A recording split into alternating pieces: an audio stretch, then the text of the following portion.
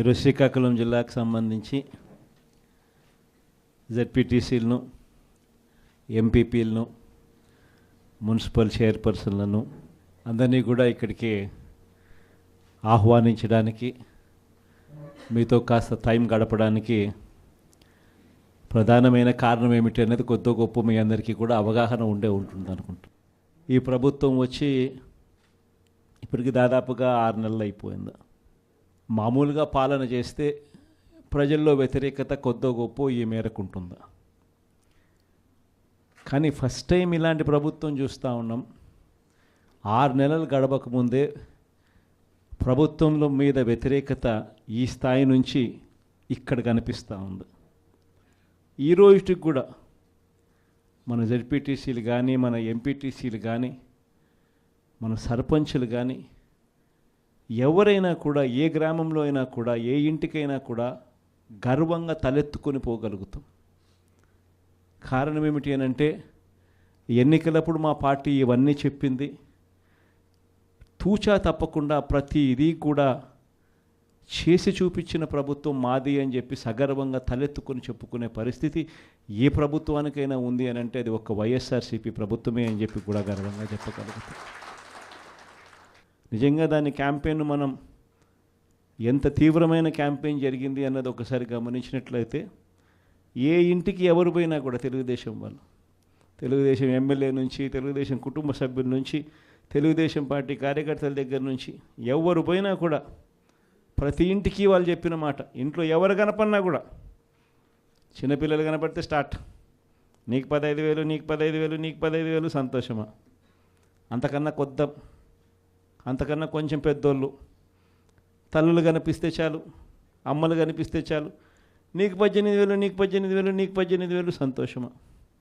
అంతకన్నా ఇంకా కాస్త పెద్దోళ్ళు, ఆ అమ్మలకు సంబంధించిన పెద్దమ్మలు, వాళ్ళ అత్తగారు కనిపిస్తే చాలు, నీకు 48,000, నీకు 48,000, నీకు 48,000, సంతోషమా? 20 ఏళ్ళ పిల్లోడు ఇంట్లో నుంచి బయటకు వస్తే చాలు, నీకు 36,000, నీకు 36,000, నీకు 36,000, సంతోషమా?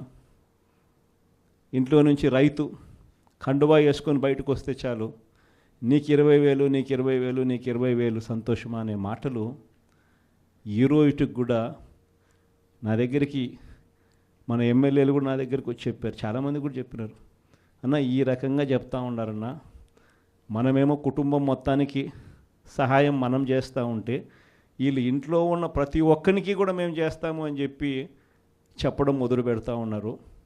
ఈ అబద్ధాలకు మనం తట్టుకోలేమున్నా, మనం కూడా ఏదో ఒకటి చేయకపోతే, ఏదో ఒకటి చెప్పకపోతే ఇబ్బంది పడతామన్నా అని చెప్పి కూడా చాలామంది ఎమ్మెల్యేలు నా దగ్గర కూడా వచ్చి చెప్పారు.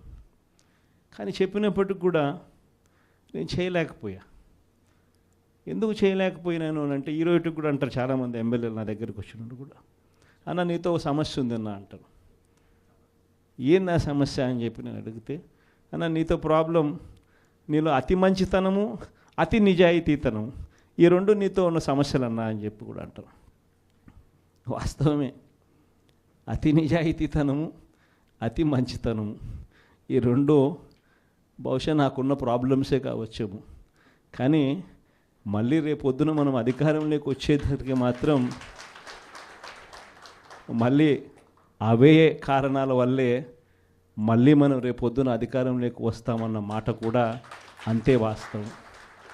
ప్రైవేట్ స్కూళ్ళు గవర్నమెంట్ స్కూళ్ళల్లో పోటీ పడగలుగుతాయా, ఇది సాధ్యమేనా అని చెప్పి అనుకునే పరిస్థితి నుంచి ప్రతి 6వ తరగతి నుంచి ప్రతి క్లాస్ రూమ్లోనూ డిజిటల్ క్లాస్ రూములు తయారు చేసి ఇవన్నీ తీసుకొచ్చి మన హయాంలో గర్వంగా కూడా తలెత్తుకొని చెప్పగలుగుతాం. ప్రైవేట్ స్కూళ్ళు గవర్నమెంట్ స్కూళ్ళతో పోటీ పడే పరిస్థితి వచ్చింది అని అంటే అది ఒక్క వైఎస్ఆర్సీపీ హయాంలో మాత్రమే. వసతి దీవెన గాలికి ఎగిరిపోయింది. పిల్లలను ఈరోజు చదువుకునే దానికోసం ఇంజనీరింగ్ కాలేజీలో యాజమాన్యాలు, మీరు ఫీజులు కట్టకపోతే మీరు చదువుకునేదానికి మేము ఒప్పుకోము, ఫీజులు తీసుకొని రండి అని చెప్పి పిల్లల్ని ఇంటికి పంపిస్తూ ఉన్న పరిస్థితులు ఈరోజు కనిపిస్తూ ఉన్నాయి. వైద్య రంగం పరిస్థితి కూడా అంతే దయనీయంగా ఉంది. ఆరోగ్యశ్రీ సేవలు మార్చి నుంచి ఇంతవరకు బిల్స్ లేవు. వ్యవసాయం పరిస్థితి అంతే. ఆర్బీకేలు స్థాపించి ఈ క్రాప్ పెట్టి ట్రాన్స్పరెంట్గా పారదర్శకంగా ఉచిత పంటల బీమా అమలు చేసి దళారీ వ్యవస్థ అనేది లేకోకుండా ఆర్బీకేల ద్వారానే పంటలు కొనుగోలు చేసి ప్రతి రైతుకు తోడుగా అండగా నిలబడే కార్యక్రమం మనం చేస్తే ఈరోజు ఏ రైతు ధాన్యం కొనుగోలులో ఏ రైతుకు కూడా కనీస మద్దతు ధర రాని పరిస్థితిలో ఈరోజు వ్యవసాయం చేస్తూ ఉన్న పరిస్థితులు ఈరోజు కనిపిస్తూ ఉన్నాయి. మళ్ళీ పథకాలు ఎలా ఉన్నాయో అని హలో అని ఫోన్ చేసి అడుగుతారంట. పథకాలు ఉంటే కదా నువ్వు హలో అని చెప్తే అవతలోడు హలో అని చెప్పి మళ్ళీ చెప్పేదానికి. పథకాలు లేవు, ఫోన్ చేసి నువ్వు హలో చెప్తున్నావు.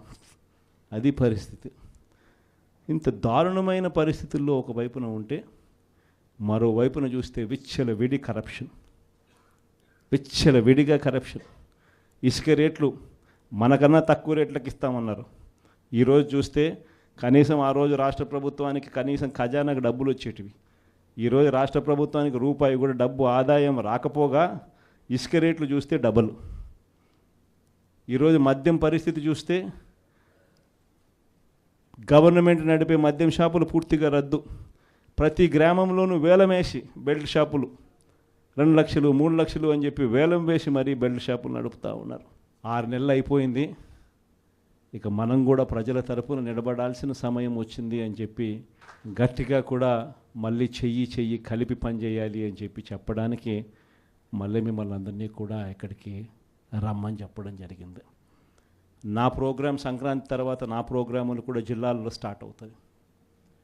నేను కూడా సంక్రాంతి అయిపోయిన తర్వాత జనవరి 3వ వారం నుంచి జనవరి చివరిలోనో జనవరి 3వ వారం నుంచో నా ప్రోగ్రాములు కూడా జిల్లాల్లో స్టార్ట్ అవుతాయి. నేను కూడా ప్రతి జిల్లాలోనూ అక్కడే నిద్ర చేస్తా. ప్రతి బుధవారం ప్రతి గురువారము ఒక్కొక్క పార్లమెంట్లో 2 రోజులు 2 రాత్రులు అక్కడే పడుకుంటా. 3 రోజులు 3 నియోజకవర్గాలు, మరుసటి రోజు గురువారం మరో 4 నియోజకవర్గాలు కార్యకర్తలతోనే మమేకమయ్యే కార్యక్రమాలే చేస్తాం. ప్రోగ్రాం పేరు కూడా కార్యకర్తలతో జగనన్న పార్టీ బలోపేతానికి దిశా నిర్దేశం అనే ప్రోగ్రాంతోనే ఆ ప్రోగ్రాంలో కూడా అడుగులు ముందుకు వేస్తాం. ఆ ప్రోగ్రాం జనవరి 3వ వారంలో నా ప్రోగ్రాంలు స్టార్ట్ అయ్యేసరికి మీరేం చేయాలి అనే కార్యక్రమం కూడా చెప్పడానికి కూడా ఈరోజు మిమ్మల్ని అందరినీ కూడా ఇక్కడికి ఆహ్వానించడం జరిగింది.